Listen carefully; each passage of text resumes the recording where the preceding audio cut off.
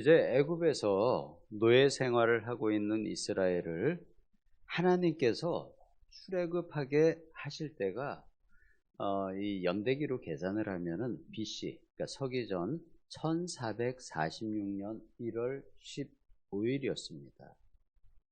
그로부터 약 40년이 지난 1406년 6월 말에 모압 평지에 도착을 해서 그 모압 평지에서 약 6개월 정도를 머물게 됩니다. 그리고 나서 BC 1405년 1월 11일 약 40년 만에 드디어 요단강을 건너게 됩니다. 처음에 이스라엘은 하나님의 은혜 가운데 무교절인 1월 15일에 길을 떠난다고 3절에 기록이 되어 있습니다. 출애굽기 12장에 보면은 14일 날 6월절 밤에 떠난 걸로 표현이 되어 있지만 여기서는 15일에 무교절이 시작되는 15일에 길을 떠난다고 되어 있습니다. 6월절인 14일에 하나님은 애굽의 장자만을 그날 밤에 치신 것이 아니라 애굽의 모든 신들에게까지 벌을 내리셨습니다.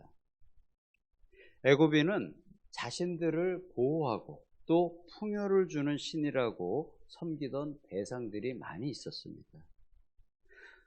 먼저 나일강을 그들은 거룩한 강으로 생각을 하고 숭배를 하였는데 하나님께서 그곳을 벌하시자 나일강이 피로 물드는 재앙이 있었죠.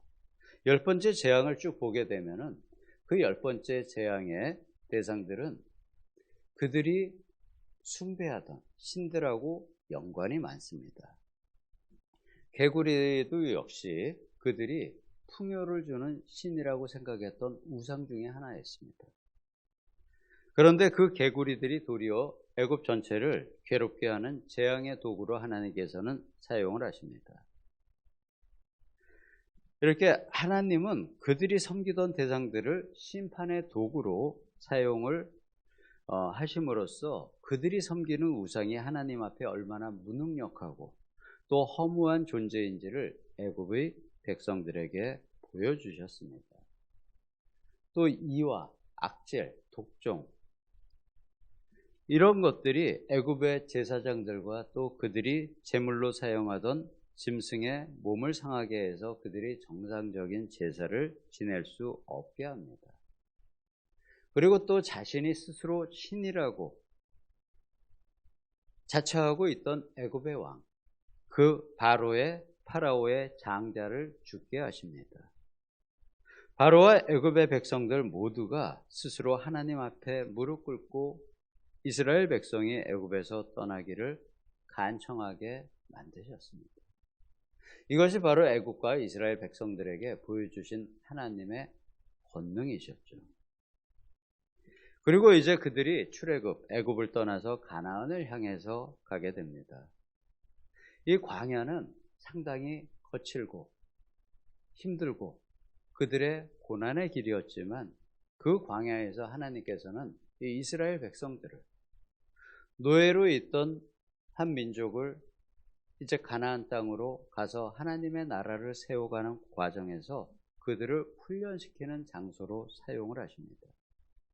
이 백성들은 노예 생활을 하였기 때문에 정상적인 시민이나 군사의 군사로서 능력이 아직 부족합니다.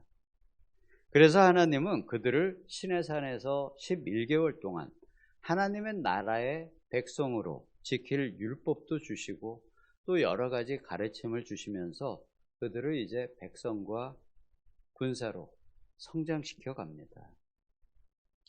시내산에서 하나님과의 언약을 체결하고 또 하나님 임재의 상징인 성막을 건립을 하고 또 각종 율법을 부여받고 군인이 될 수 있는 백성의 인구 조사를 마칩니다.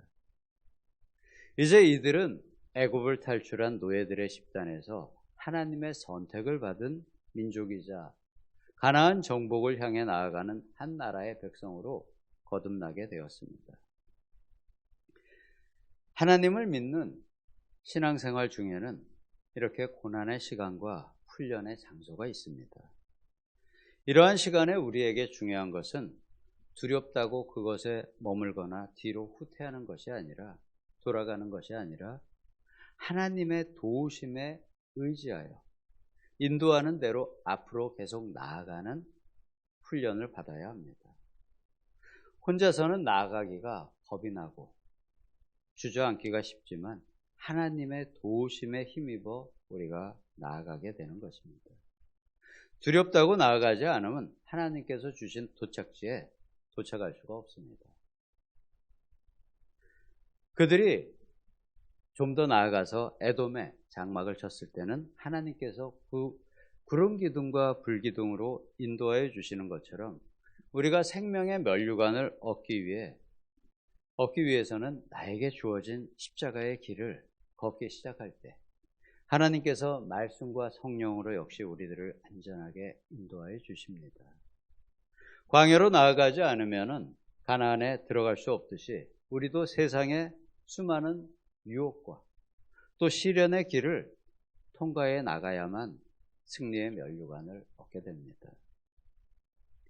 우리가 주님의 부르심에 주저하는 성도가 아니라 항상 나와 함께 하신다는 하나님의 약속을 믿고 앞으로 목적지까지 나아가야 합니다. 지금 이제 이스라엘이 서 있는 모압 평지는 가데스 바네아 반역 사건 이후에 38년 만에 광야 생활을 마치고 이제 요단강을 건너기 위해서 마지막으로 도착한 곳입니다. 이곳에서 6개월 정도를 머물면서 이제는 가나안으로 들어가기 위한 가나안에서의 생활을 준비합니다. 이스라엘 역사에서 이 광야 40년을 후대의 세대들은, 그러니까 지금은 그 이스라엘의 광야 생활 40년을 허니문, 하나님과의 신혼 기간이라고, 허니문 기간이라고 부릅니다. 하나님께 거역도 많이 하고 하나님과의 관계를 새롭게 설정하고 만들어가는 서로에게 힘든 기간이었지만 이 시기만큼 또 이스라엘 백성이 하나님을 직접 만나고 부딪히고 가까이 지냈던 시절도 없었습니다. 그래서 그 시절을 허니문이라고 유대인들은 말한다고 합니다. 우리도 하나님을 만나고 또 깊이 알아가는 과정에서 여러 가지 나의 부족한 모습들이 나타나고 부끄러운 모습들이 보이지만 그럴지라도 멈추거나 지체하지 않고 하나님 안으로 더욱 깊이 들어가고자 주님을 붙잡아야 합니다. 오늘 말씀은 람셋을 떠난 이스라엘이 모압 평지에 도착하기까지의 여정을 쭉 돌아보고 그 안에 있던 하나님의 은혜를 헤아리는 말씀들입니다.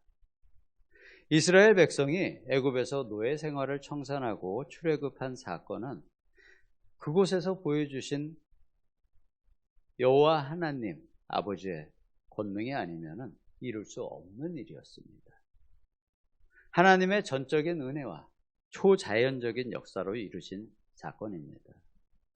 출애굽 후에 40년간의 모든 광야 여정에서 하나님의 보호하심이 없었다면 그들은 아마 단 며칠도 견디기 힘들고 생존하기 힘들었던 그러한 기적의 역사의 길을 40년간 걸어온 것입니다. 우리 인생에 광야가 있다면 그 광야 생활 역시 하나님과 가장 가까이 만나고 또 하나님의 보호 아래 온갖 하나님의 은혜와 능력을 체험하는 시간이 됩니다. 지금 혹시 광야 생활 중인 성도들이 계시다면, 근데 우리의 삶을 돌아보면 사실은 항상 광야 생활이죠. 이 땅의 생활은 끊임없는 하나님께 훈련을 받는 광야 생활입니다. 만약에 그러시다면 하나님과 동행하며 깊은 교제 또 은혜 나누시는 시간이 되시기를 예수님의 이름으로 축원드립니다. 아멘. 기도하겠습니다. 아버지, 우리에게 광야와 또 가나안 땅을 주심에 감사드립니다. 우리가 어느 곳에 있던 그곳에서 아버지와 주님과 동행하며 아버지의 나라를 확장시켜가는 사역자들이 되어 아버지의 마음을 기쁘게 하는 성도 되기를 예수님의 이름으로 기도드립니다. 아멘. 이제